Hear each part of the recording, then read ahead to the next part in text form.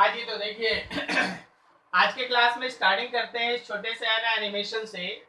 इस एनिमेशन को आप गौर से देखिए। जब आप इस एनिमेशन को गौर से देखिएगा तो आपको जो लास्ट में पढ़ाया गया था उसका एक है ना रूल जो आपको बताया गया, तो उसके हिसाब से ये वेरीफाई होता है। जब ये एरोप्लेन हॉरिजॉन्टली उड़ रहा है तो यहाँ से ये बॉम्ब को ड्रॉप किया। जो बॉम्ब ड्रॉप है वो इस प्रोजेक्टाइल पाथ को फॉलो करता हुआ गिरा। तो अगर कोई ऑब्जर्वर इसको जमीन से देखेगा तो जो पर्टिकुलर ऑब्जर्वर अगर इसको ग्राउंड से देखेगा तो उसको ये बॉम्ब का पाथ पैराबोलिक दिखाई देगा। लेकिन जो ऑब्जर्वर प्लेन के अंदर है, पायलट या कोई भी दूसरा पैसेंजर, उसको अगर ये बॉम्ब का मोशन देखना होगा तो वो जो अभी दिखाई दे रहा है, ये देखो पायलट व्यू, उसको क्या दिखेगा कि ये बॉम्ब जस्ट उसके नीचे गिर रहा है और कहीं नहीं, नीचे गिर रहा है। किसी भी इंस्टेंट पे अगर आप गौर से देखिएगा तो प्लेन और ये पर्टिकुलर बॉम्ब या पैकेट जो भी है वो वर्टिकली केवल नीचे की तरफ एक दूसरे से सेपरेट हो रहा है, horizontally they are not separated from each other. क्या मेरी बात समझ में आ रही है आपको? Yes sir. अच्छा, हॉरिजॉन्टल वेलोसिटी हमारे इस पैकेट का कितना होगा बताओ तो? सर जो वेलोसिटी प्लेन का होगा। Very good. जो वेलोसिटी हमारे प्लेन का होगा वही हमारे पैकेट का हॉरिजॉन्टल वेलोसिटी होगा। ठीक है, अब आप इन्हीं सब चीजों को है ना आप मैथमेटिकली प्रूफ करते हैं। किसी भी इंस्टेंट पे अगर हम तुमसे बोल दें कि भाई प्लेन और पैकेट के बीच का डिस्टेंस निकालो किसी इंस्टेंट पे, तो आपको केवल ये वर्टिकल सेपरेशन निकालना है, because horizontally they are not separated from each other. किसी भी इंस्टेंट पे what is the distance between plane and packet, तो बस ये वर्टिकल जो सेपरेशन है वही आपको फाइंड आउट करना है। तो ऐसा बहुत सारा चीज है जो आपसे है ना इस सिनेरियो में पूछा जाता है। चलो बढ़िया। अब जरा सोच के बताओ, कहीं किसी को कोई डाउट यहाँ तक जहां तक डिस्कशन हुआ था ये सब आप लास्ट करके गए थे? कहीं किसी को कोई इशू इन सब टॉपिक्स में? जब आप घर में रिवीजन किए तो कहीं किसी को कोई प्रॉब्लम ऐसा कुछ? सर बॉडी ग्रुप पे क्या बोले? सर एक क्वेश्चन पे डाउट था। भेजे हो ग्रुप में? भेजे हो? Yes sir.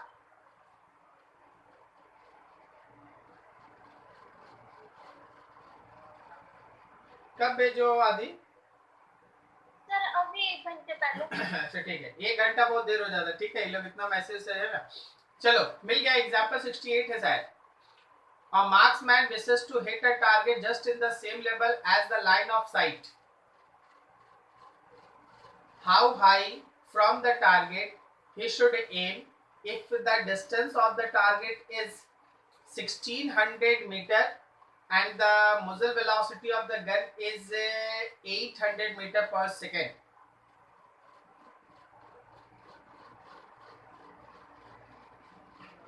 देखो तुमसे क्या बोला गया, जरा इस क्वेश्चन के लिए हमको थोड़ा सा खाली स्पेस चाहिए होगा। चलो ये क्वेश्चन ये कहता है कि मान लो जैसे कोई एक मार्क्समैन है, वह है ना किसी एक टारगेट को हिट करना चाहता है, किसी एक टारगेट को हिट करना चाहता है। अगर ये यहाँ से मान लो जैसे उसके पास जो भी बंदूक है, अगर वो उससे फायर करता है सीधा इसी पर्टिकुलर पॉइंट पे एम लगा के, तो क्या वो बी को हिट करेगा? क्या वो बी को हिट कर पाएगा? नहीं। जी क्या करेगा? एक्सेलरेशन ड्यू टू ग्रेविटी क्या करेगा? एक्सेलरेशन ड्यू टू ग्रेविटी क्या करेगा? वो उसको नीचे ले आएगा। बोलो है कि नहीं? Yes sir. मतलब ए से चल के हम लोग टारगेट रखे थे कि बी को हिट करेंगे, लेकिन जी के इन्फ्लुएंस की वजह से वो पाथ फॉलो करता हुआ सी तक आ गया, तो इतना नीचे आ गया। क्या बोलते हो, समझ में आ रहा है? सर क्वेश्चन लिखा है कि बी के लेवल में थोड़ा सा ऊपर हिट करेगा ना। अभी हम जो बोल रहे वो समझो। ठीक है, अगर हम लोग बोले कि अगर हम बी को लगातार, बी को हमको हिट करना है, हमको बी को हिट करना है, अगर हम बी पे डायरेक्ट एम लगा के अगर बुलेट को फायर कर देते हैं तो वो जी के इन्फ्लुएंस में नीचे चला आएगा। बोलो सही है? मान लो ये नीचे कुछ आ रहा हो, हम अभी आपको निकाल देंगे। हाँ, तो अब सोचिए अगर आप बी को हिट करना चाहते हैं तो आपको इतना ही एम ऊपर लगाना चाहिए ना। जब आप इतना एम ऊपर लगा के इस चीज को थ्रो कीजिएगा तब ना ये प्रोजेक्टाइल फॉलो करता हुआ जाके इसको हिट करेगा। Yes sir. हम ये पता कर लेंगे कि ये कितना नीचे जाना है और हम उतना ही ऊपर एम लगाएंगे। अब समझ में आया हम क्या बोल रहे हैं? Yes sir. अगर हम डायरेक्ट बी पे एम लगाएंगे तो बी पे नहीं जाएगा, नीचे चला जाएगा। तो जितना नीचे आ रहा है हमको उतना ही ऊपर एम लगा के थ्रो करना पड़ेगा, तब जाके बी को हिट करेगा। सही है? यस सर सही है। ठीक है। अब देखो बोला क्या है, टारगेट जो है वो 1600 मीटर है, यहां से यहां तक का डिस्टेंस जो है वो 1600 मीटर है और आपके पास जो वेलोसिटी दिया हुआ है वो 800 मीटर पर सेकेंड है। जो आपका u दिया हुआ है वो u है हम लोगों का 800 मीटर पर सेकेंड। ठीक है, तो क्या 1600 मीटर ट्रेवल करने में इसको जो लगभग का समय लगेगा 2 सेकेंड लगना है? Yes sir. तो 2 सेकेंड में इसका नीचे की तरफ का फॉल आप देख लो। नीचे की तरफ का फॉल सीधा सीधा हम लोग कर दें हाफ gt स्क्वायर 1/2 g का वैल्यू 10 और यहाँ पे है 2 का स्क्वायर, तो क्या ये 20 मीटर हुआ? Yes sir.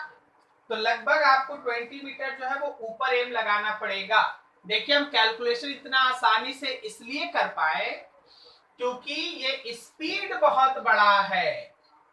अगर ये स्पीड थोड़ा कम होता तो हमको cos थीटा sin थीटा को कंसीडर करना पड़ता, लेकिन हम अभी कैलकुलेशन इसलिए इतना आसानी से कर पा रहे हैं क्योंकि ये स्पीड बहुत बड़ा है और 2 सेकंड में जाके हिट कर जाएगा। तो ये 1600 मीटर के कंपैरिजन में ये 20 मीटर बहुत बड़ा नहीं आ रहा है कि हमको sin theta cos theta consider करना पड़े।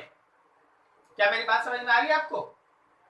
Yes sir. ठीक है, तो 20 मीटर ऊपर एम लगाओ, 20 मीटर ऊपर एम लगा के थ्रो करो।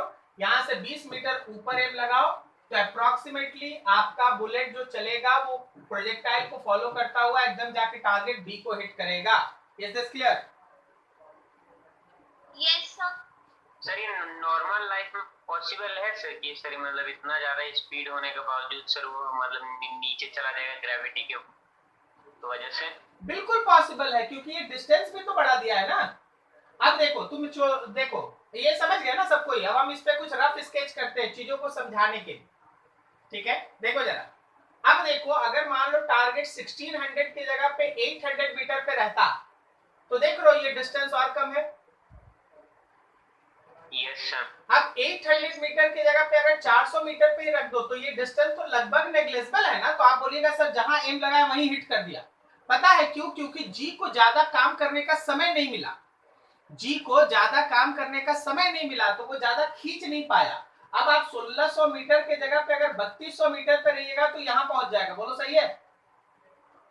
Yes sir. Yes sir. ठीक है, तो आपका टारगेट जनरल लाइफ में क्या होता है? अब आप ही सोचिए ना, किसी पर्टिकुलर बुलेट से आप 1600 मीटर मतलब 1.5 किलोमीटर दूर का टारगेट हिट करते हैं। जनरली आप क्या देखते हैं? कोई 20 मीटर पे होगा, कोई 50 मीटर पे होगा, कोई 100 मीटर पे होगा, उतना ही ना आप बुलेट चलाते हैं। बात समझ रहे हैं? Yes sir.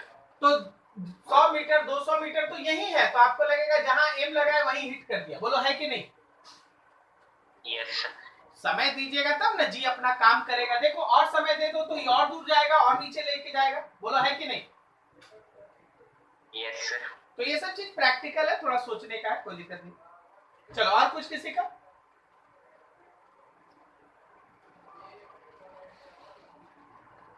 और नहीं ना किसी का कोई डाउट? No sir. ठीक, सबसे पहले आप लोग सुन लीजिए। हॉरिजॉन्टल रेंज रिपीट कर दीजिए ना सर। अच्छा कर देते। सबसे पहले आप लोग सुन लीजिए कि शाम में आज रात को 9 बजे है ना जूम आईडी जो आपको दिया गया 329 वाला, उस पे है ना सौम्या राज है ना तुम्हारे सीनियर है, 2010 की लगभग पास आउट है। वो है ना human resource department state health society NHM department of health in Bihar, वह है ना आज लाइव रहेंगी। तो उनके साथ है ना आप इंटरेक्शन करें। आपको ये चीज इंफॉर्मेशन इसमें मिलेगा कि आप केवल और केवल बीटेक और MBBS करके ही अपना लाइफ सेटल नहीं कर सकते। आपके पास इसके अलावा भी ऑप्शन है एंड ये C is the best example of that कि हाँ हम है ना बीटेक नहीं किए, हम उस समय जब बीटेक का मौका था हम एक दूसरे पाथ को चुने और आया भी है ना, देखिए हम गवर्नमेंट में है ना अच्छे से है ना जॉब कर रहे हैं, क्योंकि जो रास्ता चुनी वो एमबीए के थ्रू जा रहा है। ठीक है, इंटीग्रेटेड कोर्स की और उसके बाद फिर अपना है ना इस जगह पे पहुंची। तो शाम में मिस ना करें, ये सब interaction session very very important होता है, क्योंकि ये एक तरह का कैरियर काउंसलिंग है।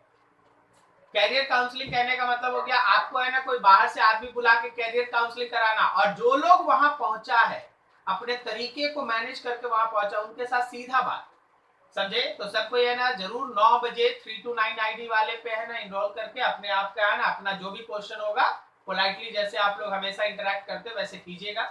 आधा घंटा 45 मिनट का सेक्शन रहेगा, उसके बाद फिर आएगा। ठीक है, हाँ क्या बोले, क्या रिपीट करने के लिए बोल रहे हो सर? हॉरिजॉन्टल रेंज पिछला क्लास वाला कौन सा?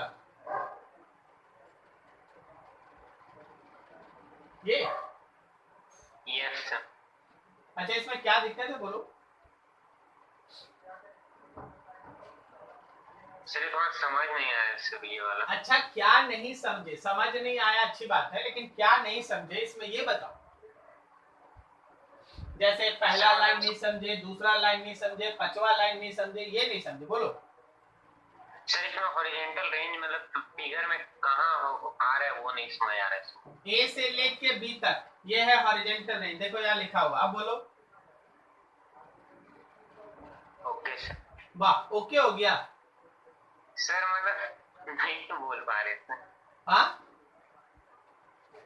कुछ नहीं सर, समझ गया सर। फिर समझ गया कैसे? अच्छा हम क्या बता दिए अभी कि तुम समझ गया? हम तो कुछ बता ही नहीं। पहले तुम नहीं समझा था, अभी तुम समझ गया। हमको नहीं समझ में आया, हम तो कुछ नहीं बताया अभी तक, सब कुछ सुन भी रहा, रिकॉर्डिंग भी हो रहा। एक्स वाई का वैल्यू कैसे निकाले वो नहीं समझ आया। कौन सा सर? इसमें सर इसी टॉपिक में एक्स वाई का वैल्यू। X y? सर वहाँ पे पी लिखे ना, पी एक्स कॉमा वाई। हाँ अच्छा, इसके पहले एक्स और वाई कैसे निकाले थे ये समझ गया था? Yes sir. कैसे निकाल रहे थे पहले? इसके पहले एक्स और वाई, एक्स कैसे निकाल रहे थे पहले? इसके पहले कैसे निकाल रहे, इसको छोड़ो। इसके पहले एक्स कोऑर्डिनेट निकालना था तो कैसे निकाल रहे थे? Sir you cos theta dot T. और वाई कोऑर्डिनेट?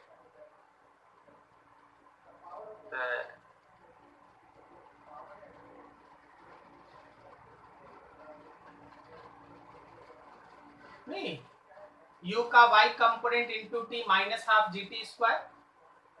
Yes sir. तो आज भी तो वही निकाले हैं, इसमें भी तो वही निकाले हैं। ठीक है, इसमें भी हम वही निकाले हैं। ये देखो x,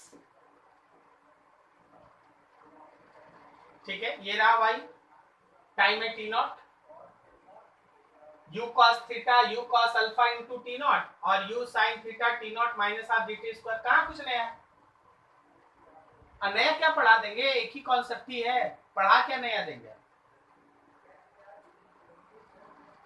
कंफ्यूज ना हो, ना ही अपने आप को कंफ्यूज करें कि सर ये नहीं समझे वो नहीं समझे। आप हमसे बात तो कीजिए कि आप क्या नहीं समझे।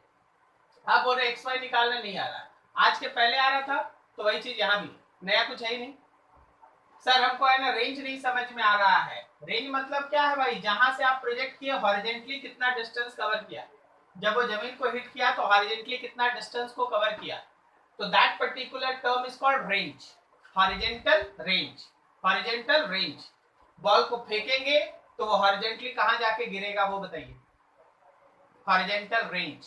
तो horizontal velocity into time, time यहां का लेंगे। सर टाइम कैसे निकालेंगे? तो आप जहां से फेंके थे y के डायरेक्शन में सोचिए, तो y कितना है? माइनस एच है। y कितना है? एस वाई कितना? माइनस एच है, तो माइनस एच पुट करेंगे, यही है या नहीं है? पीछे जाओ, माइनस एच पुट करेंगे, यहाँ पे देखो एस वाई की जगह पे माइनस एच पुट करेंगे, टाइम निकाल देंगे। ये क्वाड्रेटिक इक्वेशन बनेगा, आप इसको सॉल्व करके टाइम निकालें। जो टाइम का क्वाड्रेटिक में पॉजिटिव वाला रूट आएगा वही आपका आंसर होगा। दो रूट आ सकता है प्लस माइनस, तो जो पॉजिटिव वाला आएगा वही आपका आंसर होगा। ठीक है, और बताओ यहां तक और कुछ डाउट? एकदम खुल के बात करें, इसी को डिस्कशन कहते हैं। और जब आप डिस्कस करते हैं तब आप आगे पढ़ने के लिए तैयार होते हैं। बोलिए।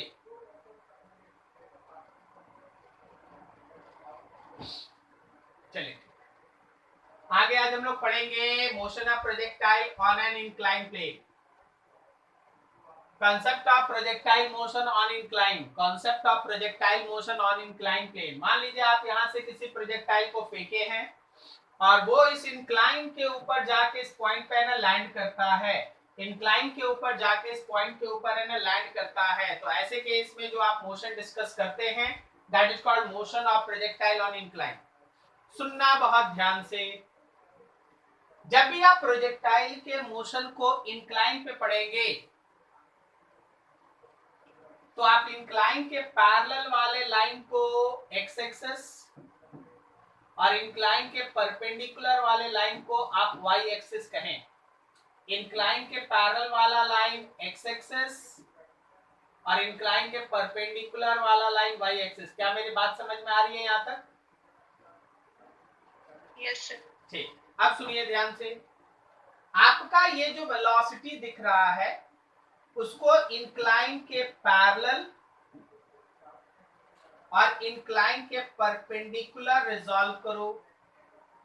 इंक्लाइन के पैरेलल वाले को आप वेलोसिटी का एक्स कंपोनेंट मानेंगे, जो थीटा के बेसिस पे अगर इस फिगर के हिसाब से जाओ तो ये v नॉट का cos थीटा होगा। और इंक्लाइन के परपेंडिकुलर वाले को आप वेलोसिटी का y कंपोनेंट मानेंगे, जो इस फिगर के हिसाब से जाओ तो v नॉट का sin थीटा होगा। कहीं किसी को डाउट? इंक्लाइन के पैरेलल वेलोसिटी और इंक्लाइन के परपेंडिकुलर वेलोसिटी, बोल दो फिर से, कहीं किसी को डाउट? नहीं। वेरी। अब सुनिए ध्यान से, इस पूरे मोशन में बस आप एक चीज ध्यान रखिएगा कि आप एक्सेलरेशन ड्यू टू ग्रेविटी का भी कंपोनेंट फाइंड आउट करते हैं। क्या ये कलर आप लोगों को क्लियर विजिबल है? Yes sir. ये है मेरा acceleration due to gravity. Acceleration due to gravity का एक कंपोनेंट इंक्लाइन के परपेंडिकुलर और एक कंपोनेंट इंक्लाइन के पैरेलल होता है। एक्सेलरेशन ड्यू टू ग्रेविटी का एक कंपोनेंट इंक्लाइन के परपेंडिकुलर और एक कंपोनेंट इंक्लाइन के पैरेलल होता है। सर कैसे कंपोनेंट निकालते हैं? तो उसके लिए इंक्लाइन का एंगल देखिए, एक एक चीज पे ध्यान रखिए। इंक्लाइन अगर यहाँ एंगल अल्फा बनाया, तो तुम जरा गौर करो, इसको थोड़ा आगे बढ़ा दोगे तो यहाँ 90 बन जाएगा। Yes sir. तो क्या ये बचा हुआ एंगल 90 माइनस अल्फा हुआ? 90 माइनस अल्फा। तो क्या ये एंगल अल्फा हुआ? सब कोई देख लो जी, बोलो सही है? तो जी का इधर वाला कंपोनेंट हो गया जी का कॉस अल्फा और जी का ये वाला कंपोनेंट हो गया जी का साइन अल्फा। क्या मेरी बात सबको समझ में आई? No sir. नहीं सर। अब जरा बताइए जी सर, आलोक रंजन, यहाँ अल्फा है, इसको हम थोड़ा बढ़ा देंगे, यहाँ 90 बन जाएगा, तो ये एंगल 90 माइनस अल्फा होगा। Yes sir. अब एक्स एक्सिस और वाई एक्सिस तो 90 होता है ना टोटल, परपेंडिकुलर ना? Yes sir. तो अगर यहाँ 90 माइनस अल्फा है तो ये अल्फा होगा सर। तो जी का जो अल्फा बना तो इधर वाला कंपोनेंट जी का कॉस अल्फा और दूसरा साइन अल्फा होगा। Yes sir. कोई दिक्कत? No sir. ठीक है, यहाँ तक कोई दिक्कत किसी को? No sir. ठीक, अब सुनिए ध्यान से। आप जरा मोशन को देखिए, वेलोसिटी का y कंपोनेंट का जो वेलोसिटी का कंपोनेंट था उसके अपोजिट में g का y ये है। y कंपोनेंट जो अभी तक आप मोशन में यूज करते थे, अभी तक आप जनरल प्रोजेक्टाइल ऐसे बनाते थे ना सर, ये u का y है तो ये एक्सेलरेशन का y है, बनाते थे ना अभी तक, और ये बॉडी ऐसे चलता था। तो जो आप uy लेते थे उसके जगह पे आप ये लेंगे और जो आप ay लेते थे उसके जगह पे आप g cos अल्फा लेंगे। Is this clear? Yes sir. y ये है। अब सुनो, जनरल तौर पे प्रोजेक्टाइल में क्या होता था कि एक्स कंपोनेंट ऑफ वेलोसिटी होता था कांस्टेंट। कारण क्या था कि एक्सेलरेशन का एक्स 0 था। बोलो सही है? Yes sir. लेकिन इस बार वेलोसिटी का एक्स जिसको आप मान रहे हैं उसके अपोजिट में एक एक्सेलरेशन है। देख लो है कि नहीं? तो x के डायरेक्शन में वेलोसिटी को अगर लीजिएगा, वेलोसिटी को अगर पॉजिटिव x में लीजिएगा तो एक्सेलरेशन नेगेटिव x में है। तो इस बार देखिए यहाँ x का मतलब हॉरिजॉन्टल से नहीं, यहाँ x का मतलब है इंक्लाइन के पैरेलल से। तो इंक्लाइन के पैरेलल जब आप बात करेंगे तो वेलोसिटी और एक्सेलरेशन ये पेयर होगा, और इंक्लाइन के परपेंडिकुलर जब आप बात करेंगे तो वेलोसिटी ये रहेगा, एक्सेलरेशन ये रहेगा। क्या मेरी बात आपको समझ में आई? Yes sir. ठीक, अब आगे सुनो पैरामीटर सुनो। जहां से आप फेंक रहे हैं और जहां लैंड कर रहा है, आप लोग y एक्सिस ऐसे सोचिएगा, x एक्सिस ऐसे सोचिएगा। जहां से आप फेंक रहे हैं और जहां लैंड कर रहा है उसके कोऑर्डिनेट्स पे जरा गौर करो। फेंकते समय x कोऑर्डिनेट sx का वैल्यू 0 और sy भी 0 है। जब लैंड किया तो उस समय अगर आप ध्यान से देखेंगे तो sx है रेंज के बराबर और sy फिर से है 0। बोलो सही है? Yes sir. हाजी Alok Ranjan, Rohit Kumar, Ishaan, yes sir. Surabhideep, Stuti Sagar, Mayank, Priya, Ruhi as usual. ठीक है, आदिश्री, अगस्त्या, समझ में आ रहा हम क्या बता रहे हैं आपको? यहाँ पे आपको पता चला कि रेंज है और यहाँ sy 0 है। Yes sir. तो सारा का सारा दिमाग पहले बना लो कि इंक्लाइन पे आप पढ़ाई कैसे करते हैं। अच्छा एक चीज पूछते हैं, इंक्लाइन पे जो आप ये रेंज निकालेंगे क्या वो हॉरिजॉन्टल रेंज के नाम से जाना जाएगा? No sir. ये रेंज है पैरेलल टू इंक्लाइन। अगर कोई बोलेगा सर हॉरिजॉन्टल तो आप बोलेंगे ठीक है यहाँ से ऐसे गिरा दो, फिर ये जो आर आया नीचे वाला आर कॉस अल्फा आंसर होगा। बोलो सही है कि नहीं? यस। तो अभी आप रिपीट करिए। हाँ, हम ये बोले कि जो आप आर निकाल रहे हैं ना वो आप ए पॉइंट से लेके बी पॉइंट तक का रेंज निकाल रहे हैं, लेकिन ये हॉरिजॉन्टल रेंज नहीं है, ये इंक्लाइन के पैरेलल का रेंज है। बोलो सही है? Yes sir. अगर आपसे हम हॉरिजॉन्टल रेंज पूछेंगे तो आपको इसका हॉरिजॉन्टल कंपोनेंट निकालना पड़ेगा ना, ये वाला। हाँ सर, अभी समझ गया सर। ठीक, तो ये तरीका है जहां चीजें है ना रन करती है। तो मेंटली वी आर प्रिपेयर कि आप इस टॉपिक में आगे कैसे काम करेंगे। सब पैरामीटर भी अब आपको समझ में आ रहा है कि हाँ कहाँ क्या लेना है, कैसे चलना है। हम लोग इंक्लाइन के पैरेलल और इंक्लाइन के परपेंडिकुलर बात करेंगे, हम लोग हॉरिजॉन्टल या वर्टिकल का बात नहीं करेंगे।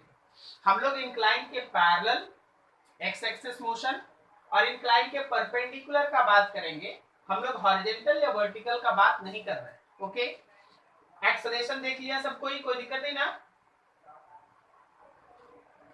No sir. तो सबसे पहला चीज है तुम्हारे पास टाइम ऑफ फ्लाइट।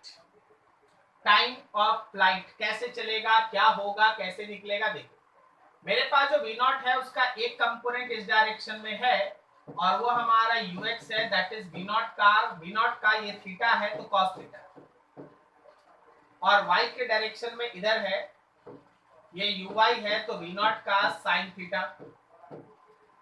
जो हमारे पास एक्सेलरेशन है g नीचे, इसका भी दो कंपोनेंट है, एक है इस डायरेक्शन में g का cos अल्फा और एक है इस डायरेक्शन में g का sin अल्फा। जब हम लोग टाइम ऑफ फ्लाइट का बात करते हैं तो A से बॉडी चला, हवा में ऐसे मूव करता हुआ आके B पे लैंड कर गया।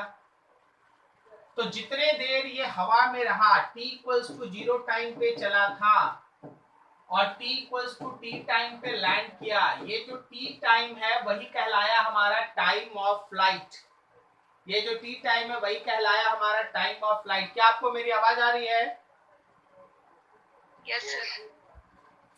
देखिए मेरा वीडियो रुका हुआ है तो आप हमको रिस्पांस करते रहिएगा, हमको लग रहा है कि यहाँ नेटवर्क का इशू है, कोई इशू नहीं। अब देखिए हम लोग y के डायरेक्शन में चलेंगे। क्या यहाँ sy का वैल्यू 0 और इस पॉइंट पे भी sy का वैल्यू 0 है? Yes sir. Yes sir. ठीक है, तो considering motion along y axis मतलब परपेंडिकुलर टू इंक्लाइन, आप इंक्लाइन के परपेंडिकुलर में बात कर रहे हैं। So sy is equals to uy_t plus half acceleration y and t square. जो हम डाटा लिखेंगे समझना, sy का वैल्यू 0 है, uy यहाँ पे कैपिटल T है, प्लस हाफ एक्सेलरेशन में बोलो क्या लिखे? जी cos x, g cos alpha, g cos alpha बोलो, सही है। लेकिन एक लगेगा माइनस, क्यों माइनस लग गया? सर पॉजिटिव डायरेक्शन, क्योंकि uy का डायरेक्शन और एक्सेलरेशन का direction they are in opposite, so minus. अब ये निगेटिव वाला टर्म उठा के लेफ्ट में ले आओ, g cos alpha into t square by 2 is equals to u का y एंड t, ये t से स्क्वायर कैंसिल। जब आप यहाँ से t का वैल्यू निकाले 2uy by g cos alpha, 2uy by g cos alpha. आपको पता है इसी तरह का टाइम ऑफ फ्लाइट का फॉर्मूला पहले भी पढ़ रखे हैं आप लोग। Yes, आप लोग जो पहले प्रोजेक्टाइल में टाइम ऑफ फ्लाइट पढ़ रहे थे वो 2uy बाई जी था ना? Yes sir. Yes sir. आज बस g का वो कंपोनेंट है जो y के डायरेक्शन में है, आज पूरा g नहीं है, g का बस वो कंपोनेंट है जो y के डायरेक्शन में है। क्या मेरी बात समझ में आई? Yes sir. तो आप यहाँ पे y कंपोनेंट में वही चीज लेके चलते हैं जो हमारा g का कंपोनेंट है y के डायरेक्शन में। ये है आपका g का y कंपोनेंट, ठीक है, g cos अल्फा। u का y कंपोनेंट जैसा एंगल रहेगा उस हिसाब से हम लोग लिख लेंगे, जिस तरह का एंगल रहेगा वैसे हम लोग डाटा को मैनेज कर लेंगे। अगर इस फिगर के हिसाब से चलना है तो 2b0 sin theta by g cos alpha. फिर से हम आपको बोल रहे हैं फॉर्मूला याद करके फायदा नहीं है, कॉन्सेप्ट याद कीजिए, कॉन्सेप्ट समझिए कि आखिर हो क्या रहा है। वही टाइम ऑफ फ्लाइट का फॉर्मूला है जो आपको पहले पढ़ाया गया था, लेकिन वेलोसिटी में आप लेंगे परपेंडिकुलर टू इंक्लाइन वाला कंपोनेंट, तो जी में भी आप लेंगे परपेंडिकुलर टू इंक्लाइन वाला कंपोनेंट। बोलो सही है? Yes sir. Yes sir. ठीक, ये था तुम्हारा टाइम ऑफ फ्लाइट। आगे है वेलोसिटी एट एनी इंस्टेंट। आप अगर चाहते हैं किसी इंस्टेंट पे वेलोसिटी लिखना तो उसका पैरामीटर आपको है ना सेट करना होगा, निकालना होगा। टाइम एक्स कंपोनेंट से भी निकाल सकते। क्या बोले? टाइम एक्स कंपोनेंट से भी निकाल सकते। टाइम एक्स कंपोनेंट से निकाल सकते हैं, ये बोल रहे हो ना? Yes sir. हाँ, तो तुमको पता होना चाहिए ना कि कहाँ गिर रहा है। यस। प्रोजेक्टाइल में जो आपको इंफॉर्मेशन या डाटा इतने दिन तक आप क्वेश्चन देख रहे थे, कोई बताता है कि कहाँ गिर रहा है? वो तुमको यू बताता है और थीटा बताता है, बोलो है कि नहीं? यस। तो आपका प्रोसेस भी उसी डाटा पे बेस्ड होना चाहिए जो जनरल क्वेश्चंस में दिया रहता है। आप बिल्कुल सही बोले कि सर एक्स से निकाल सकते हैं, बिल्कुल। अगर आपको पता है कि कहाँ गिर रहा है तो आप Sx is equals to uxt minus half acceleration x t square लगा के वहां से सॉल्व कर लीजिए, एकदम कर सकते हैं आप। लेकिन इंफॉर्मेशन आप खुद भी देखे हैं, प्रोजेक्टाइल का क्वेश्चन आप देख ही रहे हैं, आप देखिएगा उसमें u देता है, थीटा देता है, मेनली यही करता है, बोलो है कि नहीं? यस। तो मेरा भी इंफॉर्मेशन उसी के इर्द गिर्द घूम रहा है, मेरा भी इंफॉर्मेशन उसी के आगे पीछे घूम रहा है कि आपको थीटा उल्टा जान के आंसर मिल जाए। अगर आपको पता चल जाएगा कि वो कहाँ गिरा है तो बिल्कुल आप Sx से भी बना सकते हैं, कोई दिक्कत नहीं, बिल्कुल सही। और ये सोचना एकदम सही है कि सर इधर से भी जा सकते हैं ना, बिल्कुल जा सकते, अगर डाटा रहेगा आप जा सकते, ठीक है? Yes sir. चलिए अगला है हम लोगों के पास वेलोसिटी एट एनी इंस्टेंट। तो भाई देखो बात वही है कि आपको है ना मोशन x और y में तोड़ के सोचना है। इंक्लाइन के पैरेलल को आपको x कह लेना है और इंक्लाइन के परपेंडिकुलर को आपको y कह लेना है। तो देखो वेलोसिटी का x रहा, ये वेलोसिटी का x है जो इस फॉर्मूला के हिसाब से v0 का cos थीटा है, और ये वेलोसिटी का y है जो यहां से v0 का साइन थीटा है। अच्छा, किसी भी पॉइंट पे बात करते, चलो यही बात, तो यहां अगर हम बात करेंगे तो ये मेरा नया भी होगा, टेंजेंट नया भी होगा, तो इस बार ये भी का x होगा, ये भी का x होगा और ये मेरे भी का y होगा। क्या बोलते हो, सही बोले? ठीक। क्या x कंपोनेंट उतना ही होगा जितना फेंकते समय था? नो सर, घटेगा। क्या x कंपोनेंट ऑफ वेलोसिटी उतना ही होगा जितना फेंकते समय था? No sir. क्यों नहीं? सर क्योंकि उसके अपोजिट डायरेक्शन में एक्सीलरेशन भी लगा। वेरी गुड, वेरी गुड, आप लोग सब कोई बिल्कुल सही बोले। शुरुआत में रूही और बाकी सबको एकदम सही बोले। हर बार हम लोग प्रोजेक्टाइल, जो जनरल प्रोजेक्टाइल बनाते हैं, उसमें x के डायरेक्शन में कोई एक्सेलरेशन नहीं होता। जब x के डायरेक्शन में कोई एक्सेलरेशन नहीं होता तो हम लोग ये मान के चलते हैं कि x का कंपोनेंट ऑफ वेलोसिटी कांस्टेंट है। लेकिन इस बार का मोशन ये कहता है कि आप अगर g नीचे दिखा रहे हैं तो g का एक कंपोनेंट है जो y के डायरेक्शन में है, आप इसको g का cos अल्फा लिख लें। अच्छा, ये कलर दिखाई दे रहा है आप लोग को? लाइट है सर। हाँ सर, ठीक ही है। थोड़ा मैनेज कर लो, कितना बदलेंगे, यहाँ वहां सब जगह बदलेंगे। अब यहाँ पे g का एक x कंपोनेंट है जो g का साइन अल्फा है, ठीक है, g का cos अल्फा है, g का साइन अल्फा। दिख रहा है, कोई इशू है नहीं, हम भी देख रहे हैं। हाँ, तो इस बार जो हमको x कंपोनेंट में बात करना है या इस बार जो हमको y कंपोनेंट में बात करना है, उसको जरा गौर से देखो। Considering motion along x axis, x axis का मतलब पैरेलल टू इंक्लाइन। 0 टाइम पे यहां था, t टाइम पे यहां पहुंच गया है, ठीक है, t टाइम पे यहां पहुंच गया है।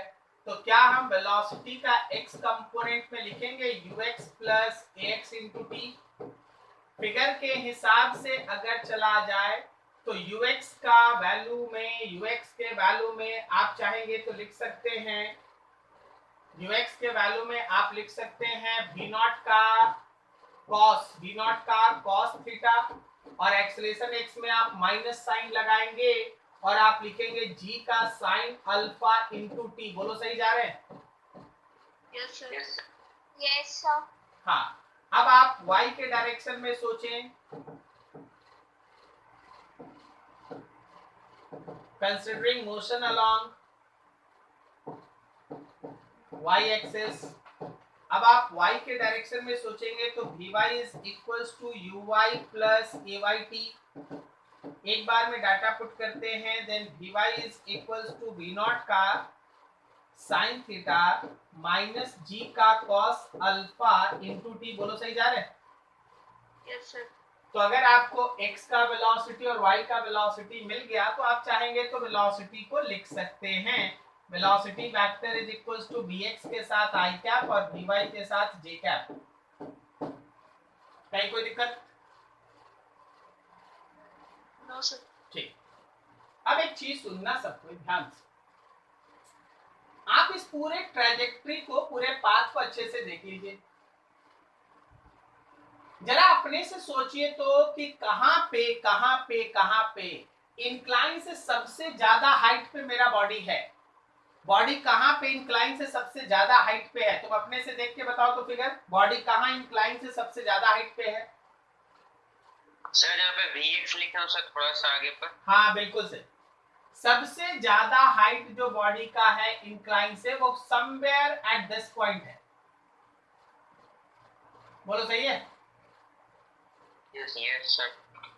ये वो जगह है जहां पे h का y मैक्सिमम है, और आपको पता चल रहा है कि यहाँ पे टेंजेंट बनाइएगा तो सारा वेलोसिटी केवल x में आएगा।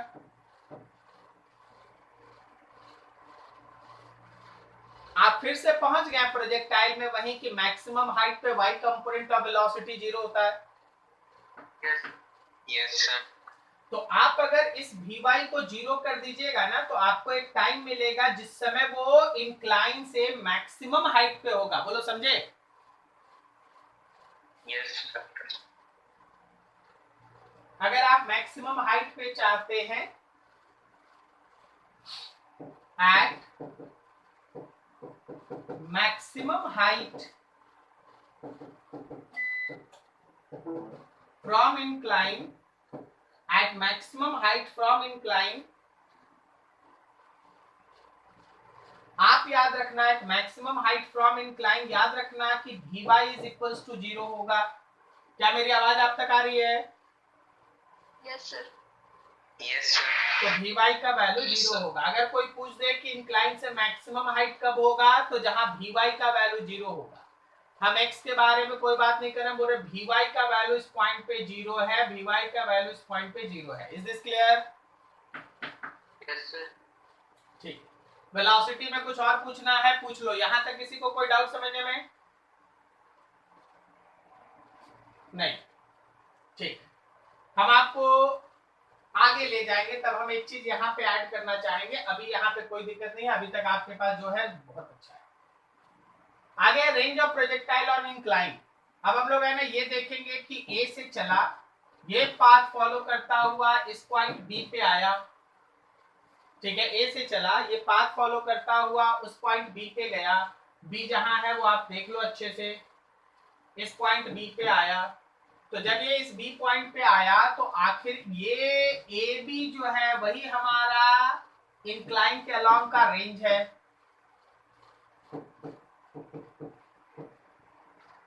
वापस से आप वेलोसिटी को वैसे ही तोड़ लें। ये जो आपको v नॉट दिख रहा है उसका x कंपोनेंट हो गया है v नॉट का cos थीटा, y कंपोनेंट इधर की तरफ है v नॉट का sin थीटा। एज यूजुअल जो आप एक्सप्रेशन ड्रॉ करते रहते हैं, नीचे की तरफ है हम लोगों का g, तो ये है हम लोगों के पास g का cos अल्फा, और ये है हम लोगों के पास g का sin alpha. t equals to 0 time पे आप प्रोजेक्ट किए, और यहां पहुंचने में उसको लगा है time t equals to t। t का वैल्यू भी आप निकाल चुके, याद रखिएगा आप t का वैल्यू निकाल चुके थे। ये t का वैल्यू क्या था? तो 2 था, u का y कंपोनेंट था और a का y कंपोनेंट था। क्या मेरी बात समझ में आई? Yes sir. a का y मतलब कितना? G sine alpha. अच्छा g cos alpha, sorry. g cos alpha a का y मतलब, और g sin अल्फा a का x कंपोनेंट। ओके, क्लियर है? क्लियर है? यहां तक सब कुछ क्लियर है? यस। तो चलो भाई, रेंज निकालना है हम लोगों को रेंज का कैलकुलेशन करना है, रेंज का कैलकुलेशन करना है। तो रेंज के लिए कंसिडरिंग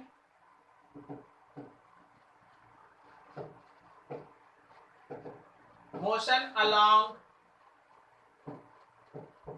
x एक्सिस कहने का मतलब है पैरेलल टू इंक्लाइन।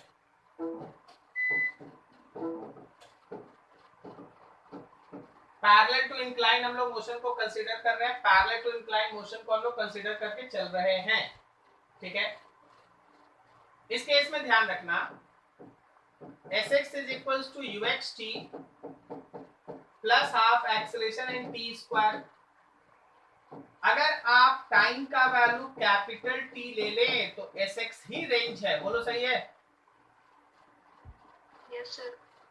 अगर आप टाइम का वैल्यू पूरा टाइम ऑफ फ्लाइट ले लें, पूरा टाइम ऑफ फ्लाइट अगर आप ले लें, तो जो आपका Sx है वही आपका रेंज है, जो आपका Sx है वही आपका रेंज है। तो आप लिख सकते हैं that range will be equals to ux into time of flight plus half acceleration x and time का स्क्वायर। अगर मान लो हम आपको बोले कि भाई आप फॉर्मूला मत खेलिए, कॉन्सेप्ट डेवलप कीजिए, तो this is more than sufficient. आप इसको यूज कीजिए, जो डाटा निकालना निकालते रहिए। लेकिन अगर कोई चाहता है कि नहीं इसको फॉर्मूला में बदलेंगे, तो आप टाइम की जगह पे जो डाटा निकाल के रखे उसको पुट कीजिए, सॉल्व कीजिए, एक लंबा चौड़ा फॉर्मूला आ जाएगा, फिर परेशान होते रहिए। उससे अच्छा क्या है कि आपको रेंज चाहिए, अगर आप टाइम ऑफ फ्लाइट निकाल लिए हैं तो सीधा यूज कर लीजिए, नहीं तो आप पहले इस कॉन्सेप्ट का यूज करके, जो प्रीवियस कॉन्सेप्ट था टाइम ऑफ फ्लाइट का, उसको यूज करके पहले आप टाइम ऑफ फ्लाइट निकाल लीजिए, पहले आप टाइम ऑफ फ्लाइट निकाल लीजिए। फॉर्मूला याद है, वेल एंड गुड। फॉर्मूला हम लोग पता चल गया है कि t is equals to 2u का y कंपोनेंट और एक्सेलरेशन का y कंपोनेंट होता है, सीधा इसको यूज करो। हम आपको बता देते हैं टाइम वाला फॉर्मूला नहीं बदलता है, बाकी सब बदल जाएगा लेकिन टाइम वाला फॉर्मूला नहीं बदलेगा। 2u का y कंपोनेंट बाई a का y कंपोनेंट, u का y मतलब ये, a का y मतलब ये, ठीक है। बस उसको लेके चलना है, टाइम मिल जाता। अगर टाइम मिल गया है तो क्यों नहीं केवल x के डायरेक्शन में सोचेंगे तो हमको रेंज मिल जाएगा। क्या मेरी बात समझ में आ रही है आपको? Yes sir.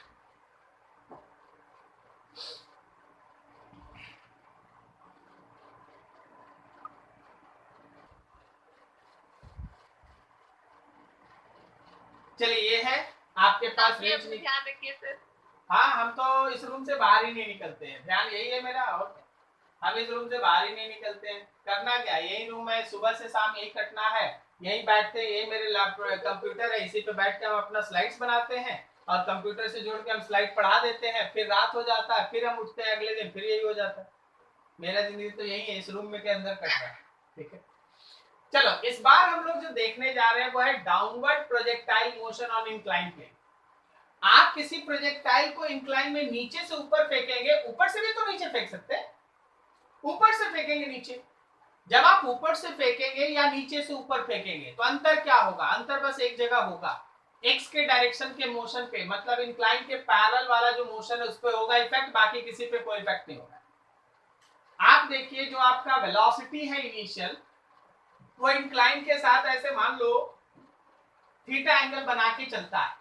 इंक्लाइन के साथ मान लो तुम्हारा वेलोसिटी जो है वो थीटा एंगल बनाता है, तो तुम्हारे वेलोसिटी का दो कंपोनेंट, एक है उस वेलोसिटी का y कंपोनेंट जो इस फिगर के हिसाब से u sin थीटा होगा, और एक है इंक्लाइन के पैरेलल कंपोनेंट ux जो इस फिगर के हिसाब से u cos थीटा होगा। बोलो समझ में आ रहा है? ठीक है। आपके पास जो एक्सेलरेशन ड्यू टू ग्रेविटी है, एक्सेलरेशन ड्यू टू ग्रेविटी है जो आप g लिख रहे होते हैं, ये एंगल अल्फा है, अल्फा यहाँ है, तो इधर वाला कंपोनेंट हो गया आपका g का cos अल्फा और इधर वाला कंपोनेंट हो गया है आपका g का sin अल्फा। तो x के डायरेक्शन का एक्सेलरेशन बोलो, x के डायरेक्शन का एक्सेलरेशन बोलो, बोलो जी sin alpha, g sin alpha, और x के सॉरी y के डायरेक्शन का एक्सेलरेशन बोलो जी cos alpha, g cos alpha. ठीक है। इस बार जरा गौर करना, इस बार सबको जरा गौर करना, x के डायरेक्शन का वेलोसिटी और एक्सेलरेशन दोनों एक तरफ है, बोलो है ना? Yes sir. y वाला अभी भी अपोजिट है, y वाला अभी भी अपोजिट है, लेकिन x वाला सपोर्ट में है। जहां से आप फेंकें, जहां से आप फेंकें, sx का वैल्यू 0, sy का वैल्यू 0, जहां ये लैंड किया, जहां ये लैंड किया, हम इस पॉइंट को a लिख देते हैं, a से चला, ये b पॉइंट पे लैंड किया, जहां ये लैंड किया वहां sx क्या रेंज होगा और sy क्या 0 होगा? ठीक है। तो अब आपको जो भी कैलकुलेशन करना है, जो भी आपको कैलकुलेशन करना है, उन सब कैलकुलेशन के लिए आप इन पैरामीटर्स को यूज कीजिए और देखते जाइए एकदम शॉर्टकट में। Time of flight, time of flight p आएगा 2u का y कंपोनेंट और a का y कंपोनेंट, यही आएगा फिर से। इस बार अगर आप रेंज निकालेंगे तो वो होगा ux t plus half acceleration x and t square. इस बार अगर आप वेलोसिटी का x लिखेंगे तो ux plus acceleration x into T होगा। अगर आप वेलोसिटी का y लिखेगा तो uy plus ay into T होगा। मोशन के हिसाब से चलो तो ये ux है, यहाँ पे प्लस होगा इस बार g sin alpha into t, और यहाँ ये ui है, यहाँ माइनस होगा g cos alpha into T. क्या मेरी बात समझ में आई? Yes sir. ठीक है सबका, चलिए बढ़िया। तो आप इस तरीके से अगर कोई बॉडी ऊपर से फेंका जाएगा तो वो कहां लैंड करेगा, उसका वेलोसिटी किसी इंस्टेंट पे क्या होगा, वो कितने देर तक एयर में रहेगा, आप इन सब का कैलकुलेशन कर सकते हैं। इन सब का कैलकुलेशन आप इसमें कर सकते हैं। कहीं कोई दिक्कत समझने में? No sir. सर फोन का भी इंटरेस्ट जगाना पड़ेगा सर फिजिक्स के तरफ। चलो देखो, एक और सेक्शन जो इसमें हमको तुम्हारे साथ ऐड करना है, ये वाला तो आप देख चुके हैं, ये वाला भी अभी आप समझ गए ना, कहीं कोई इशू नहीं ना इस सब में? नो सर, नो ठीक सर। है। अब देखिए हम लोगों को एक और सेक्शन जो इसमें ऐड करना है वो ये है कि अगर आप प्रोजेक्टाइल में किसी बॉडी को प्रोजेक्ट करते हैं, मान लीजिए आप प्रोजेक्टाइल में किसी बॉडी को प्रोजेक्ट करते हैं, तो वो जब इंक्लाइन को हिट करता है, वो जब इंक्लाइन को हिट करता है, हिट करते समय बहुत बार ऐसा कंडीशन आपके सामने बोला जाएगा कि प्रोजेक्टाइल जो है वो इंक्लाइन को परपेंडिकुलर डायरेक्शन में हिट कर रहा है।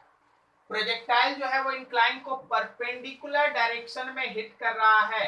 अच्छा, प्रोजेक्टाइल अगर इंक्लाइन को परपेंडिकुलर डायरेक्शन में हिट कर रहा है, प्रोजेक्टाइल अगर इंक्लाइन को परपेंडिकुलर डायरेक्शन में हिट कर रहा है, वेलोसिटी अगर इस इंक्लाइन के परपेंडिकुलर डायरेक्शन में है, तो क्या हम ये बोल सकते हैं कि इस पॉइंट पे वेलोसिटी का एक्स कंपोनेंट 0 है?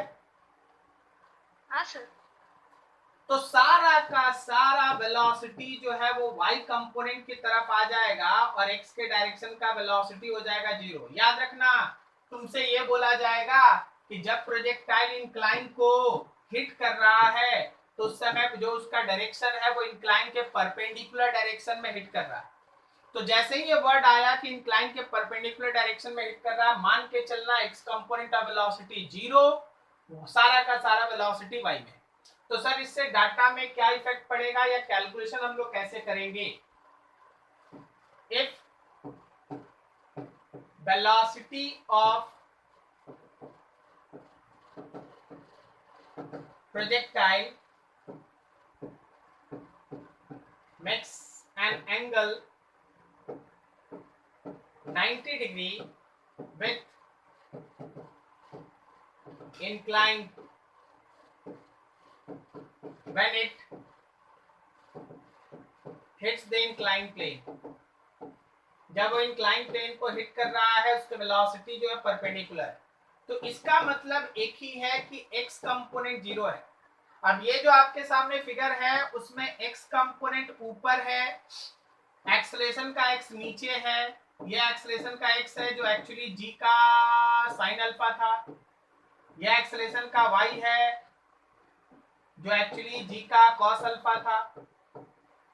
तो ऐसे सिचुएशन में आप यहां लिख सकते हैं क्या, ux माइनस g का sine alpha into t is equals to 0। तो अगर आप यहां से टाइम निकालना चाहें तो ux by g sine alpha से आप टाइम निकाल सकते हैं। तो कोई भी पैरामीटर कभी भी अगर ऐसा मेंशन हो जाए कि हाँ जी आपका जो पर्टिकुलर वेलोसिटी है, आपका जो पर्टिकुलर वेलोसिटी है वो इंक्लाइन के परपेंडिकुलर डायरेक्शन में हिट कर रहा है, तो डाटा इसी तरीके से आपको नोन होगा कि सारा का सारा वेलोसिटी y के डायरेक्शन में है, x component become 0। x component 0 कर लो और वहां से फिर वैल्यूज निकाल के जो अननोन पूछा जाएगा उसको सॉल्व करना। मेरी बात समझ में आई? Yes sir. Yes sir. तो ये था आपके पास प्रोजेक्टाइल में जो आपको थ्योरी देना था वो। अब यहाँ तक मैं एक बार छोटा सा हम आपको पीछे ले जाकर रिवीजन करा लें, उसके बाद फिर है ना हम लोग है ना इसमें आगे बढ़ेंगे न्यूमेरिकल के साथ। जरा देखो आज आप इंक्लाइन प्रोजेक्टाइल ऑन इंक्लाइन पे आप क्या क्या पढ़े, आप प्रोजेक्टाइल ऑन इंक्लाइन पे आप क्या क्या पढ़े उसको जरा देखिए, ध्यान से समझिए। ये था आपके पास एक सिंपल सा इंट्रोडक्शन कि हम लोग प्रोजेक्टाइल ऑन इंक्लाइन में इंक्लाइन के पैरेलल को x और इंक्लाइन के परपेंडिकुलर को y कह देते हैं। ठीक है, अब आप इसी केस में आगे बढ़ें। सबसे पहले आप टाइम ऑफ फ्लाइट निकालें। टाइम ऑफ फ्लाइट के लिए आप यहां से चले थे और यहाँ पे आप लैंड किए, sy का वैल्यू 0, यही बेसिक है टाइम ऑफ फ्लाइट के लिए, sy का वैल्यू 0। जब ये सारा कैलकुलेशन आप किए तो आप देखें कि टाइम ऑफ फ्लाइट का फॉर्मूला आता है 2 वेलोसिटी का y कंपोनेंट बाई एक्सेलरेशन का y कंपोनेंट, बस यही है, 2 वेलोसिटी का y कंपोनेंट बाई एक्सेलरेशन का y कंपोनेंट। नेक्स्ट आया आपके पास वेलोसिटी एट एनी इंस्टेंट। तो आप किसी भी इंस्टेंट पे अगर वेलोसिटी लिखना चाहते हैं एक्स में या वाई में, एक्स के लिए आप एक्स के तरीके से सोचिए, एक्सेलरेशन एक्स का लीजिए, वेलोसिटी एक्स का। वाई में आप वाई के तरीके से सोचिए, इनिशियल वेलोसिटी वाई का लीजिए, एक्सेलरेशन वाई का लीजिए। फिर आपके पास आया इंक्लाइन के पैरेलल में रेंज कितना है। तो इंक्लाइन के पैरेलल में जो रेंज है वो एक्चुअली एस एक्स से निकलता है। एस एक्स के जगह पे आर लिखेंगे तो बस टाइम लेंगे, टाइम ऑफ फ्लाइट के बराबर, टाइम ऑफ फ्लाइट के बराबर टाइम ले लिए, पुट किए, सॉल्व करें। नेक्स्ट हम लोग के पास है, अगर हम लोग ऊपर से किसी इंक्लाइन पे अगर ऊपर से किसी बॉडी को प्रोजेक्ट करते हैं वो नीचे गिरेगा, और जब वो बॉडी नीचे गिरेगा तो इंक्लाइन में हम लोग डाउनवर्ड इंक्लाइन मोशन के बारे में पढ़ रहे हैं। तो उस समय बस होता ये है कि एक्सेलरेशन एक्स और वेलोसिटी एक्स सेम डायरेक्शन में है, तो x वाला मोशन एक्सेलरेटेड है जबकि y वाला मोशन डिसेलरेटेड है, क्योंकि उसका वेलोसिटी y कंपोनेंट और एक्सेलरेशन y कंपोनेंट अपोजिट में है।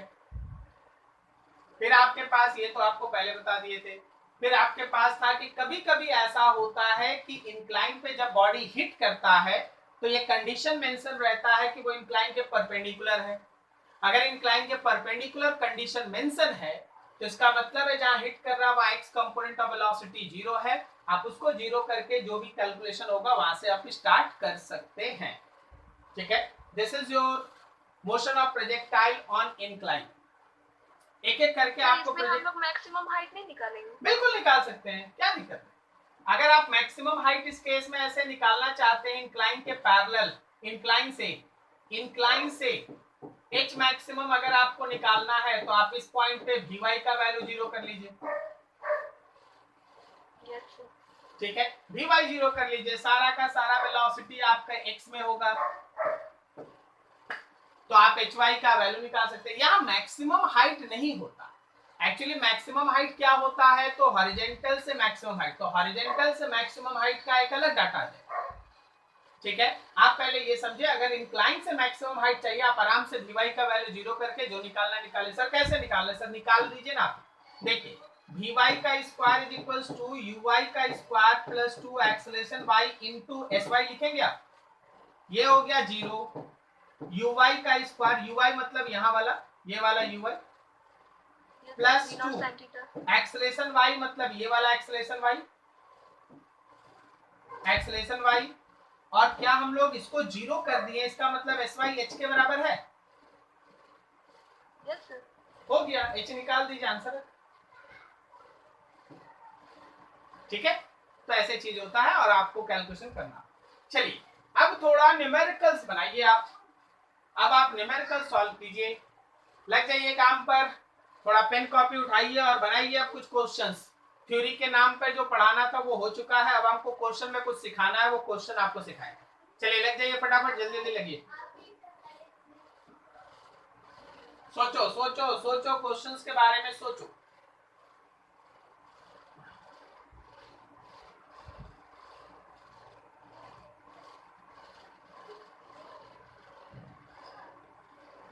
सोचो जरा कैसे बनाओगे, बताओ।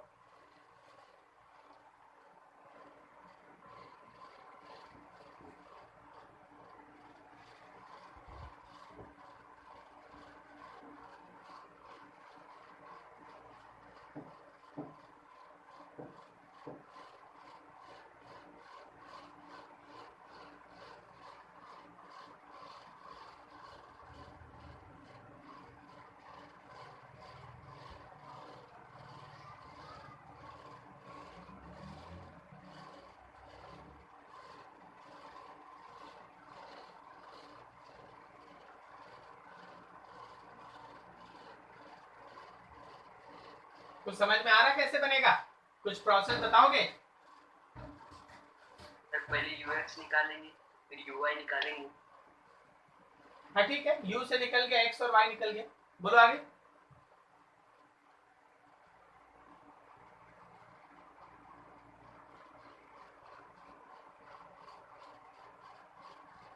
कुछ है दिमाग में कैसे बनेगा, जरा सुनना चाहते हैं आप। कितना इक्वेशन याद किए हैं और कितना आपका दिमाग है ना काम करता है।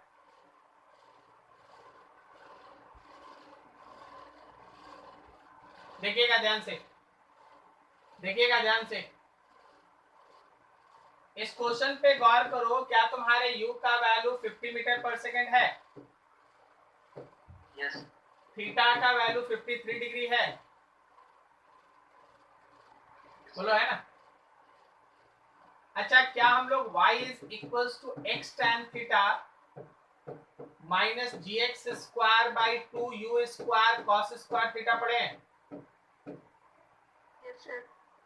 जिस पॉइंट का बात हो रहा है उसका y क्या 75 मीटर है? यस अगर आप यहाँ 75 पुट कर दें, x tan 53 degree minus g x का स्क्वायर बाई 2u स्क्वायर मतलब 2500 और cos स्क्वायर 53 कहने का मतलब 53 का वैल्यू cos में कितना होता है? 3/5 ना? यस यस तो ये देखो हम आपको दिखाते हैं 75 tan 53 होता है 4/3 minus 10x square by 2500 into 9/25। 25 से ये कटा 100, एक जीरो इधर कट गया, ये 10 आ गया, 10 दूनी 20 और 9, तो ये आ गया 75 is equals to 4x/3 minus x square. कितना आ रहा है? कितना आ रहा है? 180 आ रहा है। 180 ठीक है, 3 से मल्टीप्लाई कर दो, 3 से ले लो, कितना आ जाएगा? इसको थोड़ा सॉल्व कर लो ना।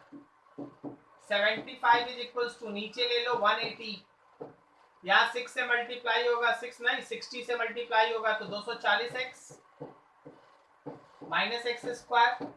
इसका मतलब आपके सामने एक इक्वेशन है, क्वाड्रेटिक इक्वेशन है। क्वाड्रेटिक इक्वेशन क्या है आपके पास? x को भी इधर भेज दी, एक्स स्क्वायर माइनस 240x, ये मल्टीप्लाई हो गया 75 से, इसको मल्टीप्लाई कर दिए, plus 75 into 180 is equals to 0। बोलो सही है? ये क्वाड्रेटिक इक्वेशन है x का। Yes yes sir. Very good very good very good, हो गया मेरा काम। अगर ये क्वाड्रेटिक है तो तुमको भी पता है जब तुम इसको सॉल्व करोगे तो इसका 2 रूट आएगा, 2 रूट आएगा ना? Yes sir yes sir. एक कम आएगा, एक बड़ा आएगा, तो जो कम आएगा वो ये x1 होगा और जो बड़ा आएगा वो ये x2 होगा। क्या मेरी बात समझ में आई? यस आपको बोला दोनों पॉइंट के बीच का सेपरेशन, तो क्या x2 में से x1 माइनस कर दीजिएगा तो दोनों पॉइंट के बीच का सेपरेशन मिलेगा? Yes sir yes sir. क्या बोलते हो? सबको मेरी बात समझ में आ रही है? सबको समझ में आ रही है? Yes sir. Yes sir. Yes sir लिखा है the distance of the particle from the origin at t equals to 2 second. अब आपको t इक्वल्स टू 2 सेकेंड पे डिस्टेंस बताना है पार्टिकल का, तो देख लो ये पहला वाला समझ में आया ना सब? Horizontal separation between point a and b, a और b के बीच का हॉरिजॉन्टल सेपरेशन, फर्स्ट क्लियर। अब सेकंड बोला है कि t इक्वल्स टू 2 सेकेंड पे मान लो कहीं होगा, सपोज यही हो, मान लो यहाँ होगा t इक्वल्स टू 2 सेकेंड पे, हमको नहीं पता कहाँ होगा, तो आप इस पॉइंट का x कोऑर्डिनेट और y कोऑर्डिनेट निकाल पाएंगे 2 सेकेंड पे? नहीं सर, आप क्या बोल रहे हैं, एकदम नहीं समझ में आ रहा सर।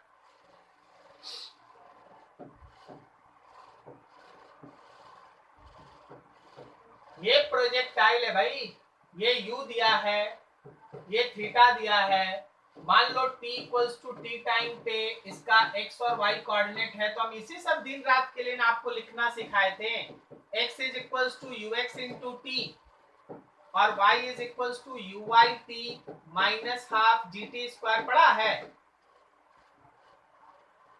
यस तो 2 सेकेंड पे अगर आप x निकालना चाहें तो देखो u का cos थीटा इंटू 2, इसको पूरा सॉल्व ही कर दे आपके लिए। u है 50, cos 53 का वैल्यू होता है 3/5 इंटू 2, 5 से 1 कटा 10, 3 दूनी 6, 60 मीटर आ रहा है x। y निकाल दो, u का sine 53 degree into 2 minus half, g का वैल्यू है 10 और टाइम है 2 का स्क्वायर। u है 50, यहाँ है 4/5 एंड 2 माइनस कितना आ गया 20, 5 से 10 कटा 80, 80 में से 20 गया 60 मीटर। मतलब x भी है 60 मीटर और y भी है 60 मीटर। इस पॉइंट का पोजीशन वेक्टर याद करो। क्या आप उसका पोजीशन वेक्टर लिखेंगे? एक्स आई कैप प्लस वाई जे कैप। तो एक्स आई कैप 60 आई कैप, वाई जे कैप 60 जे कैप। तो आपसे अगर डिस्टेंस बोला तो पोजीशन वेक्टर का मैग्नीट्यूड निकालिए, 60√2 आएगा। क्या जी बोलो, समझे? Yes sir. तो आपके पास जो सेकंड पूछा था उसका आंसर ये रहा 60√2। क्वेश्चन समझिए, एक से एक क्वेश्चन आएगा, बस जितना बता रहे हैं उसको है ना 2-2 3-3 बार प्रैक्टिस कर लेना। सर 2-2 3-3 बार प्रैक्टिस करके क्या फायदा होता है? सर एक बार बना दिया आप, हम देख लिए, 2-2 3-3 बार प्रैक्टिस करके क्या फायदा होता है? आप लोग को याद है आप पहली बार क कैसे लिखे थे? क ख ग घ पढ़ा है? क ख ग घ? Yes yes. आप लोग को क लिखना आता है? हाँ सर। बचपन में क्या हुआ ना, आपके पेरेंट्स ऐसा स्लेट लिए, उस पे लिख दिए क, फिर तुमको है ना एक चौक दे दिया गया, स्लेट दे दिया गया, बोला अच्छे से राइटिंग बना के लिखो। तुम लाइन खींचा, लाइन खींच के एकदम उसको पूरा ऐसा गंदा कर दिया, फिर इसको ऐसे ऐसे ऐसे ऐसे किया, फिर उसको ऐसे किया ऐसे किया ऐसे किया, बहुत बार बहुत बार बहुत बार बहुत बार बहुत बार बहुत बार बहुत बार। याद रखना, तुम अपने पहली बार नहीं लिखा था, कोई लिख के दिया था, उस पे हाथ चलाया, और हाथ चला के फिर तुमको पता चला कि वो क ऐसे लिखते हैं। आप एक बार केवल क देख लेते बचपन में तो बार बार आप नहीं लिख पाते। इसीलिए बोला जाता है कि कोई न्यूमेरिकल जब आपके सामने सॉल्व कर दिया जाए तो प्लीज उसको 2-3 बार बना लीजिए। जब आप उसको 2-3 बार बनाते हैं तो आप यही बचपन का प्रैक्टिस वापस करते हैं, आप उस पर हाथ चलाते हैं, आप उसको हाथ चला के दिमाग में बार बार इंप्रेस करने का कोशिश करते हैं कि वो ऐसा रहेगा तो ऐसे बनाना, ऐसा रहेगा ऐसे बनाना, ऐसा रहेगा। ऐसा नहीं कि आपको सामने हम अभी बना दिया, अभी आप वीडियो देख लिए, हमको देख लिए, हो गया का गया, वो आया ही नहीं तुम्हारे दिमाग में, गया ही नहीं, वो चला गया बाहर। लेकिन जब आप लिखते हैं, जब आप उसी न्यूमेरिकल को फिर से फिगर बनाते हैं, फिर से डाटा लिखते हैं, फिर लिखते हैं, तो दिमाग ओ ऐसे ओ ऐसे ओ ऐसे ओ ऐसे 4 बार एक ही चीज 4 बार दिमाग में इंप्रेस हो रहा है। दिमाग सबसे खराब रीडर होता है, वो एब्जॉर्ब करना नहीं चाहता, आपको उसको बार बार इंप्रेस कर करके उसके दिमाग पे छापना पड़ता है। और स्टूडेंट इसी में गलती कर देता है, उसको लगता है कि हम एक बार बना लिए ना हो गया। एक बहुत बड़ा गलत फहमी, आपको पता नहीं दिमाग काम कैसे करता है, आपको पता नहीं है दिमाग काम कैसे करता है। दिमाग एक बैड रीडर है, लेकिन एक बार उसको आप इंप्रेस करा करा के छाप दीजिए। आप किसी बच्चे को एक बार बोल दीजिए कि हाँ ये तुम्हारे पापा है, और उसके बाद कभी मत बोलिए, तो क्या उसको याद रहेगा ये पापा है? लेकिन अब देखो होता क्या, बचपन में क्या होता है, जैसे ही कोई बच्चा उसको देखो पापा बोलो, पापा पापा, वो घर का हर परिवार को तो पापा नहीं बोल रहा, उसी को पापा बोल रहा, उसके दिमाग में छप गया मेरे पापा है। तो बात समझने का कोशिश, आप लोग है ना अगेंस्ट नेचर काम करना चाहते हैं, आपको नेचर के साथ काम करना, आप जिस तरीके से बने आपको उसके तरीके से काम करना। आपको एक न्यूमेरिकल बना दिया गया, अब आप सोचेंगे नहीं तो मेरा जिंदगी भर के लिए हो गया। क्या मेरी आवाज आ रही है आपको?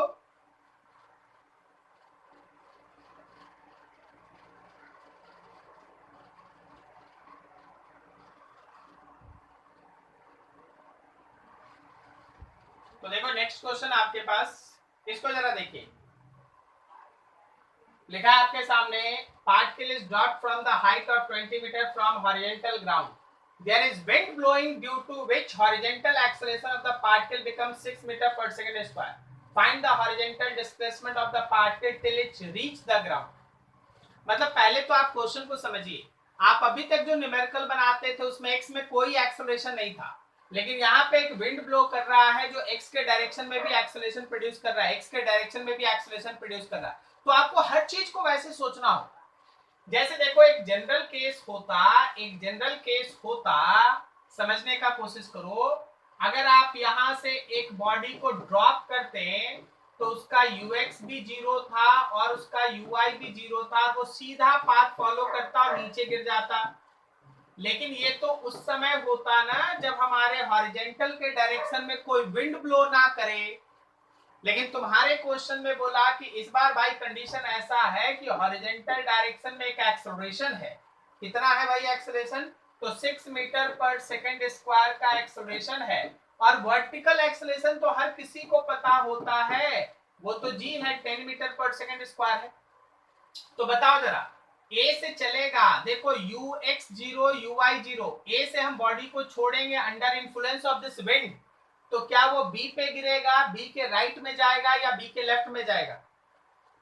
बी के राइट में जाएगा। वेरी गुड, बी के राइट में जाएगा। अगर वो बी के राइट में जा रहा है तो उसका पाथ कुछ ऐसा है। तो आपका जो क्वेश्चन है कि बताओ find the horizontal displacement of the particle till it reaches the ground, तो आपको ये बीसी निकालना है क्या? Yes sir. ठीक है। तो अब आप क्या करें, पहले y का कहां से ड्रॉप किया था भाई? 20 मीटर हाइट से, 20 मीटर हाइट से ड्रॉप।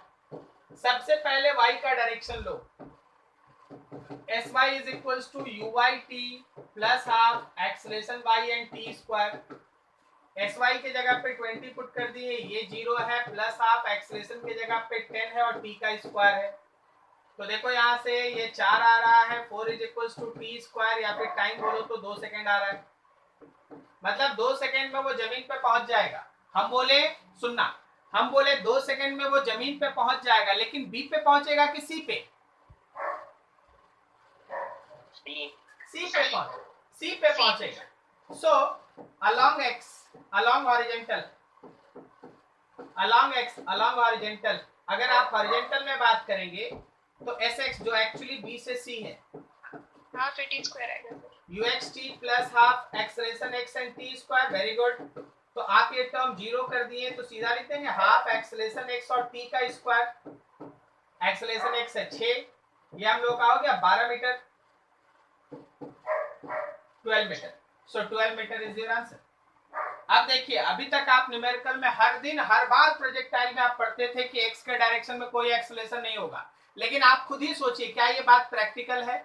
अगर विंड ब्लो करे, अगर अगेंस्ट में विंड ब्लो करे, तब तो वो कोई ना कोई एक्सेलरेशन या रिटार्डेशन तो प्रोड्यूस कर ही सकता है। तो क्वेश्चन से आपको ये सब चीज सिखाया जाता है कि क्वेश्चन में अगर रहेगा तो किस तरीके से you have to handle that. अब आप इसको एक दो बार बना लें। अच्छा, अगर हम इस बार किसी इंस्टेंट पे तुमसे वेलोसिटी x या वेलोसिटी y पूछ लें, तो क्या तुम वेलोसिटी x के लिए ux प्लस axt लगा दोगे और वेलोसिटी uy के लिए uy प्लस ayt लगा दोगे? बोलो, मेरी बात समझ में आ रही है? यस सर तो ऐसा करके आप है ना क्वेश्चंस को उसके तरीके से बनाएं। क्वेश्चन जो डाटा दे उसके तरीके से आप उसको सॉल्व करने का कोशिश करें। ठीक है, चलो बढ़िया।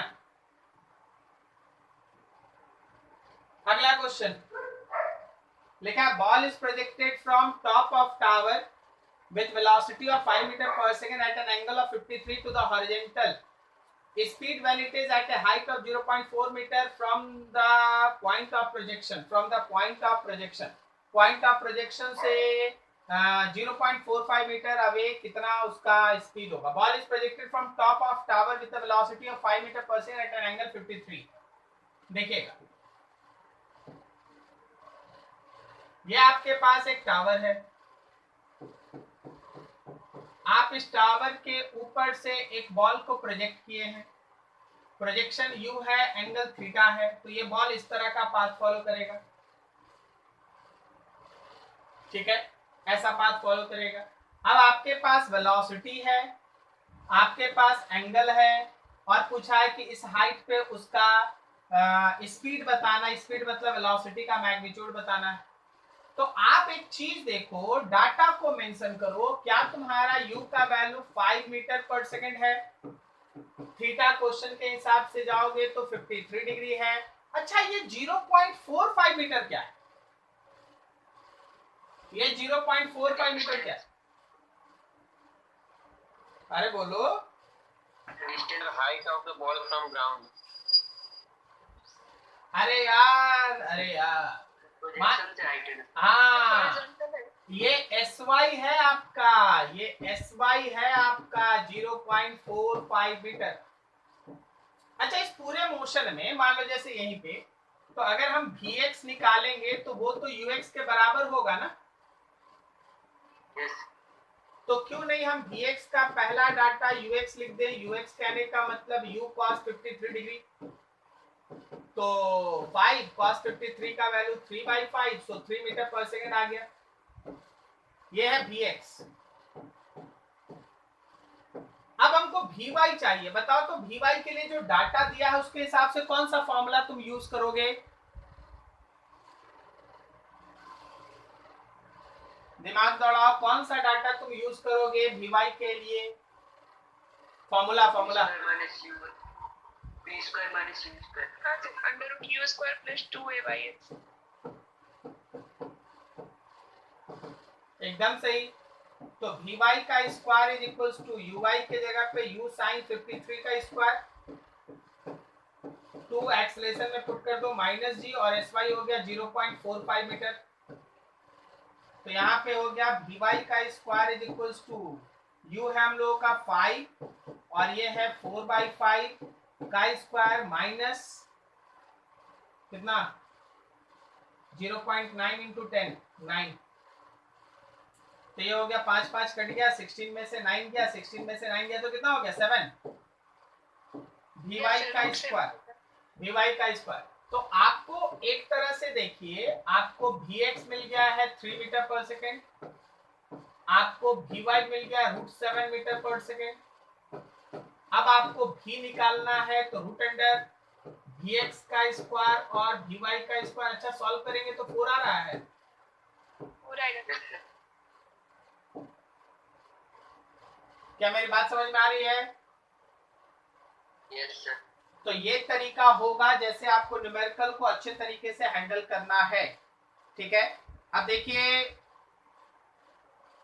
एक से एक क्वेश्चन है आपके पास, लेकिन आप मेरे बनाने, हाँ बोलो सर ये 0.45 बोला फिर से बताइए ना। पढ़ो ना, क्वेश्चन पढ़ो अच्छे से। When it is at a height, जब हाइट लिखता है तो यहीं से ना बोलेगा।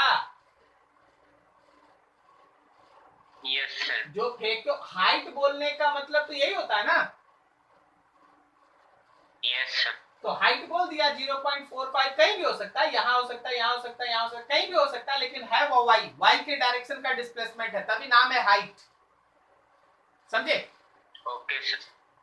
तो SY लिया और वहां से सॉल्व। अब इस क्वेश्चन को एक बार बनने के बाद ये मत समझिएगा कि आपका हमेशा के लिए हो गया। आप इसको घर में 2 बार 3 बार प्रैक्टिस कीजिए, कुछ और सोचिए। देखिए भी बोला, हमसे पूछ लिया यहाँ सर जमीन पहुंचेंगे कितना देर लगेगा, top of A tower, tower का हाइट दिया नहीं है तो जमीन पहुंचने का टाइम आप नहीं निकाल सकेंगे।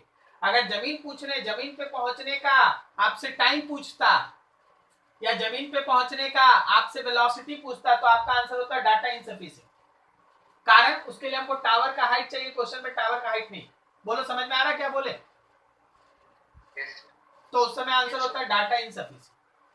तो आपको क्वेश्चन के हिसाब से ऑप्शंस देखना होगा।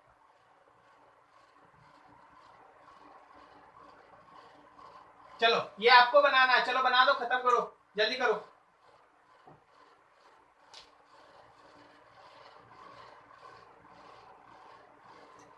ये आपको बनाना है इंक्लाइन पे, जो अभी आप पढ़े हैं उसके बेसिस पे। तो जब आप किसी प्रोजेक्टाइल को क्वेश्चन के हिसाब से यहाँ से हॉरिजॉन्टली थ्रो करेंगे तो वो ये पाथ फॉलो करता हुआ आके यहाँ गिरेगा, ऐसे गिरेगा। तो आपके इस वेलोसिटी का x कंपोनेंट अगर आप गौर करेंगे तो u/√2 cos, और ये अगर आप y कंपोनेंट लीजिएगा तो ये भी आपके पास u/√2 आएगा साइन वाला। एक्सेलरेशन g का इधर वाला कंपोनेंट g का cos अल्फा आप लिखते हैं, cos अल्फा पुट कर दीजिएगा g/√2 आ जाएगा। इधर वाला g का साइन अल्फा पुट करते हैं, अगर आप अल्फा 45 पुट कर दीजिएगा तो ये भी g/√2 आ जाएगा। लेकिन क्वेश्चन बहुत इजी बोला है फाइंड टाइम ऑफ फ्लाइट। तो टाइम ऑफ फ्लाइट के लिए हम आपको सीधा फॉर्मूला बता चुके हैं, u का y कंपोनेंट और एक्सेलरेशन का y ले लो। u का y कंपोनेंट मतलब u/√2 और एक्सेलरेशन का y कंपोनेंट मतलब g/√2। ये दोनों √2 कट गया तो तुम्हारे पास आ गया 2u/g। डाटा पुट कर लीजिए भाई।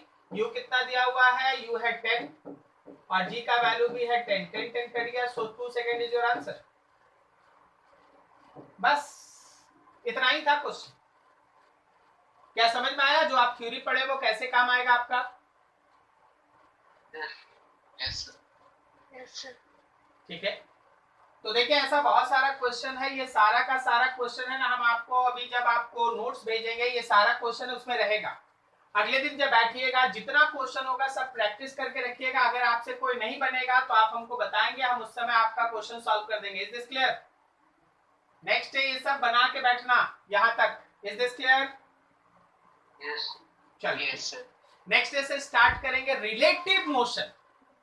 रिलेटिव मोशन, रिलेटिव मोशन होता क्या है? बहुत इंटरेस्टिंग सेक्शन है, फिर से दिमाग का काम है। ठीक है, दिमाग के काम के बगैर एक्चुअली फिजिक्स नहीं है, बात यही है। तो एक और इंटरेस्टिंग सेक्शन है रिलेटिव मोशन, जिससे भी पूछोगे बोलेगा हार्ड है, लेकिन हम आपको दिखाएंगे ये कितना इजी है अगर आप दिमाग से सोचते हैं तब। खाली कॉपी पे बनेगा फिजिक्स थोड़ी ना बनेगा, यहाँ से बनता है, और उसके लिए बस आप प्रैक्टिस करते रहिए। ठीक है, चलिए नेक्स्ट डे से आगे मिलेंगे इवनिंग में। आज 9 बजे आपका जो इंटरेक्शन सेक्शन रखा गया है उसके लिए है ना, आप बिल्कुल है ना एकदम अच्छे से तैयार होके बैठे कि क्या पूछना है, कैसे पूछना है। Just go through that. Okay, wait करेंगे 3 to 9 आईडी पे। हाँ, thank you thank you sir. Thank you. Thank you sir.